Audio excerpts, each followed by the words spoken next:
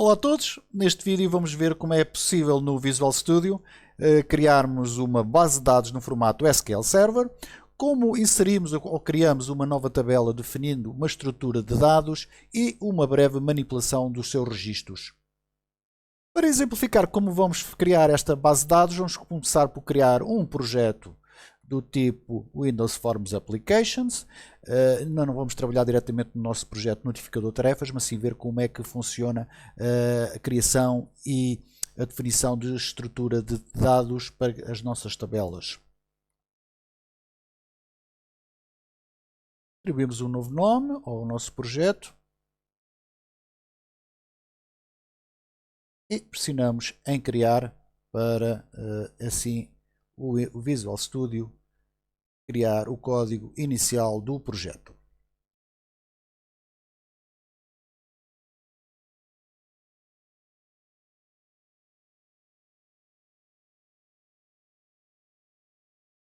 Aqui temos já o nosso projeto criado. Vou fechar aqui algumas janelas para não estar a ocupar muito espaço no nosso área de trabalho.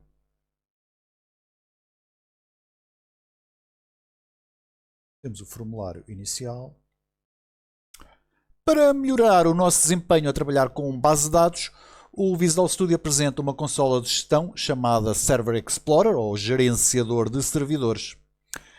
Isto permite-nos gerir servidores locais ou remotos baseados no Windows a partir do nosso computador, sem a necessidade de acesso físico ao servidor de base de dados. Através do menu Exibir, podemos apresentar esta consola de gestão. Temos o servidor local e temos as bases de dados que estão criadas. Neste momento só temos uma teste que foi criada para exemplo. Vamos agora criar sim uma nova base de dados. Vamos ao gerenciador de soluções e vamos adicionar um novo item que será escolhido a partir da categoria dados.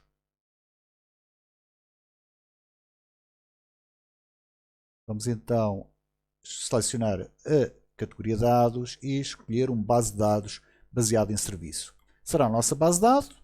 Vamos alterar e atribuir-lhe um nome para o desejado. Neste caso será Users. E clicamos no botão Adicionar para criar a base de dados. Ela irá aparecer no nosso área de gestor de soluções. Está fisicamente a ser criada, aqui está ela. E agora poderemos ver, sim, no gerenciador de servidores, que a base de dados está aqui disponível. Quando a base de dados criada, vamos expandir e verificar também que ela não tem nenhuma tabela. Vamos com o botão direito, sim, clicar e no menu vamos adicionar uma nova tabela de dados. Assim que o Table Design é aberto, vemos uma grelha com uma linha padrão que representa uma única coluna na tabela que estamos a criar. Temos as entradas nome de coluna, tipo de dados e permitir nulos. Aqui temos as propriedades de cada campo que estamos a definir. Ao fundo temos as instruções SQL que são geradas à medida que vamos definindo a estrutura da nossa tabela. Adicionando linhas à grelha, vamos também adicionar colunas na tabela. Por exemplo, vamos fazer uma base de dados de utilizadores para simular um sistema de autenticação. Digitamos username, definimos o tipo de dados nvarchar, são tipo de texto, numéricos, e desmarcamos a opção. Neste momento significa que o campo não pode conter valores vazios. Mesma coisa para a password. Podemos alterar o tamanho padrão que é definido. E adicionamos mais uma coluna para o nome e outro para o apelido. De referir aqui que este é apenas um exemplo, obviamente o campo password deveria estar encriptado e por isso precisávamos de um tamanho grande. Não o vamos fazer agora, vamos apenas fazer uma pequena simulação. Vamos agora centrar a nossa atenção no campo ID, que é a nossa chave primária, e sendo uma chave primária temos algumas propriedades a definir. Na ferramenta Properties ou Propriedades, vamos com o campo selecionado expandir a coluna de Identity Specification e dizemos que é identidade, passamos para True e incremento 1.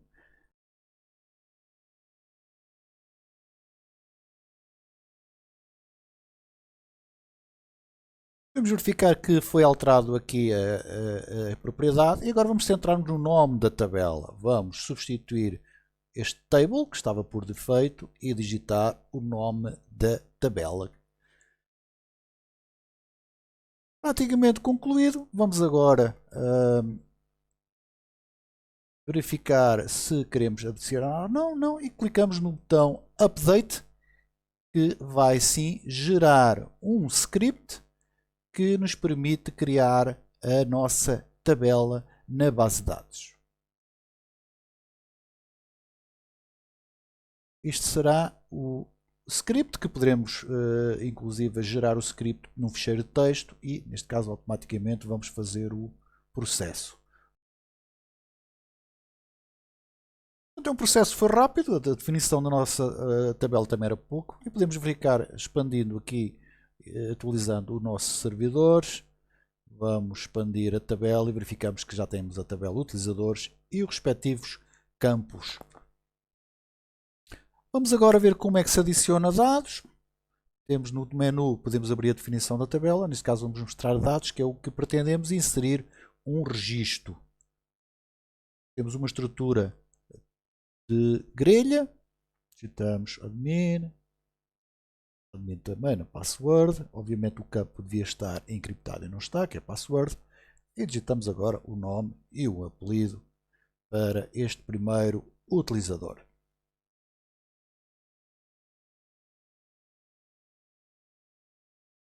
Neste momento a nossa tabela tem um registro e agora falta-nos sim fazer uma ligação ao nosso projeto.